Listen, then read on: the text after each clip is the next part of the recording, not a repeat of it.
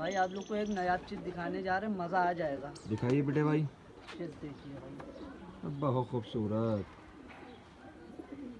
तौसिया बनी हुई भाई, बहुत शानदार बेटे भाई, मज़ा आया।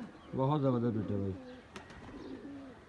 बेटे भाई आप कुछ कहना चाह रहे थे? और भाई हम ये कहना चाह रहे थे, ये जो लोग कमेंट करते हैं भाई, इनको पैसा मिल जाता है क्या करने से? जिनकी लाल होती है वही करते हैं भाई। भाई ये जो उल्टे सीधे कमेंट्स करते हैं ये हेटर्स होते हैं भाई, जो आपसे जलते हैं। जो भाई बराबरी नहीं करेगा वो यही करेगा। बहुत सही बात कही बेटे भाई ने, बहुत ज़बरदस्त।